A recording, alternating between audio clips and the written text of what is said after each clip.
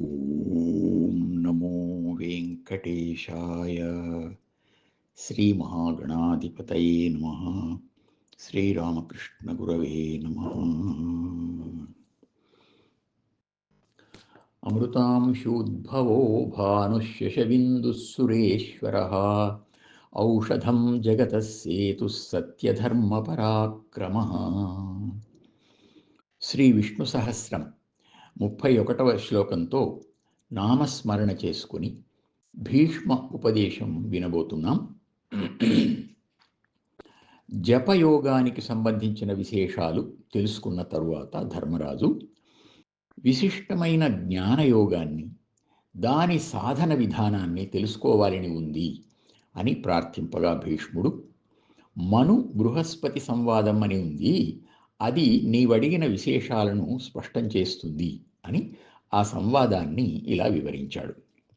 ఒకసారి మనువు తన గురువైన దేవగురువైన బృహస్పతిని సమీపించి ఆయనకు నమస్కరించి, స్వామి, దయచేసి నాకు జ్ఞానయోగ విధానాన్ని తెలియజేయరా అని ఆత్మీయంగా ప్రార్థించాడు.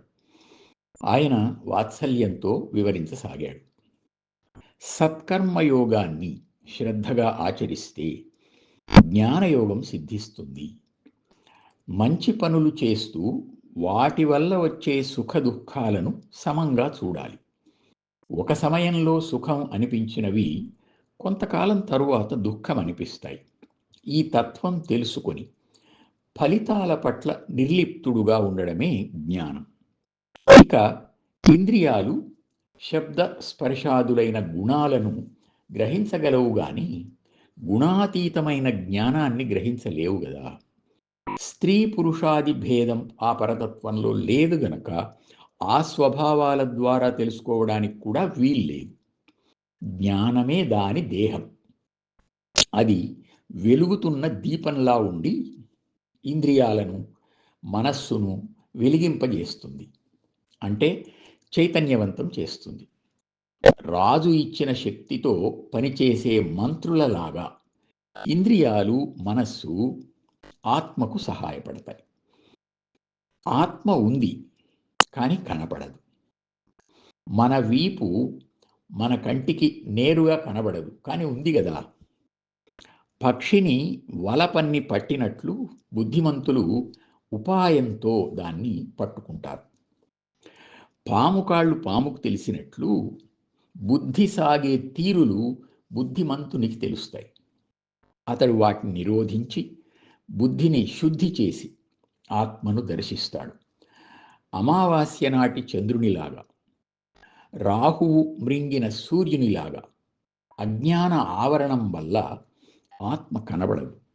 అజ్ఞానం తొలగడమే ఆలస్యం, వెంటనే సూర్యచంద్రుల్లాగా జ్ఞానం వెలుగుతుంది.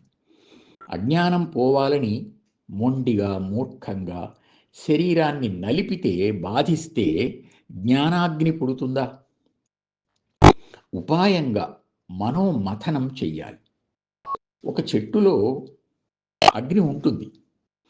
ఊరికే గొడ్డలతో కొడితే అగ్ని పుడుతుందా? 2 కొమ్మలు తీసుకుని రాపిడి చేస్తే పుడుతుంది.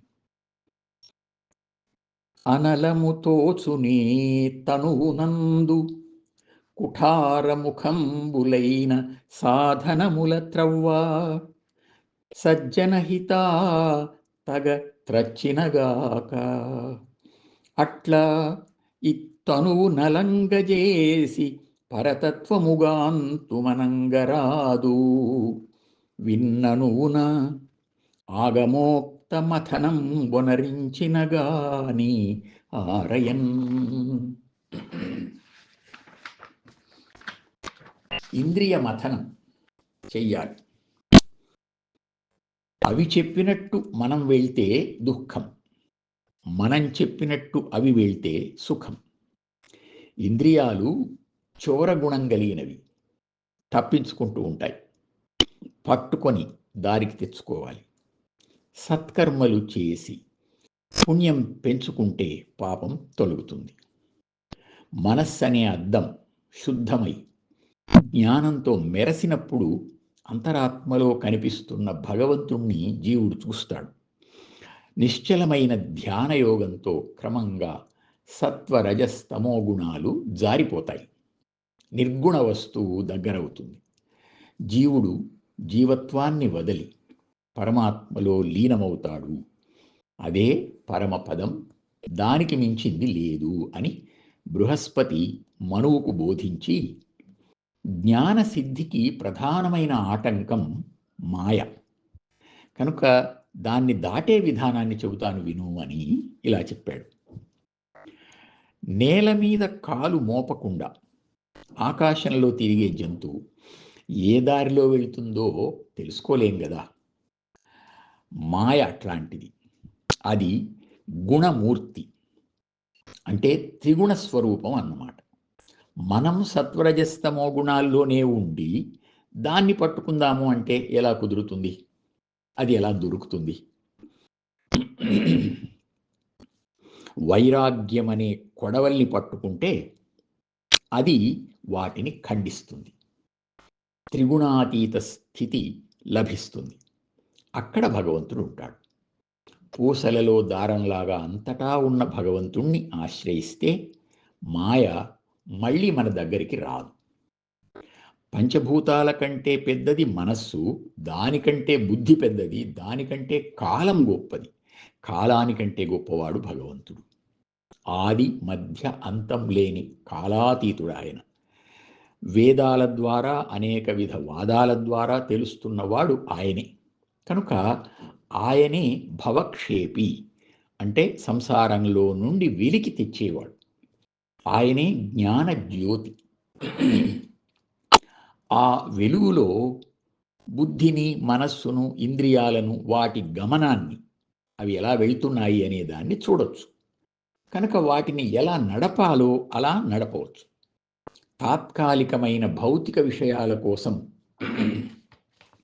వెంపరలాడకుండా మనస్సు అహింసా సత్యం మొదలైన యమ నియమాలను అలవరుచుకొని పరుగు ఆపి నిలుస్తుంది. మనస్సు శ్రమ నుండి బయటపడి శమాన్ని పొందుతుంది, ఉపశమాన్ని, ఉపశాంతిని పొందుతుంది. అమృతం బచ్యుతమమలం వమేయమవ్యయమనంతమవు వెలుగు, యమాద్యముల నలవడిన చిత్తము శమాతిరేకమున బొంద సంవేద్యమగున్. ఆ స్థితిలో అమృతస్వరూపమైన ఆనందమయమైన పరబ్రహ్మానుభూతి కలుగుతుంది అని బృహస్పతి బోధింపగా మనువు కృతార్థుడై సంతుష్టుడయ్యాడు. ధర్మరాజా, ఈ వాక్యాల పరమార్థాన్ని నీవు కూడా అనుసంధానించుకో అని భీష్ముడు ఉపదేశించగా ధర్మరాజు పరమానంద భరితుడై ఆయన్ను అనేక విధాల ప్రశంసించాడు. ఓం నమో వెంకటేశాయ.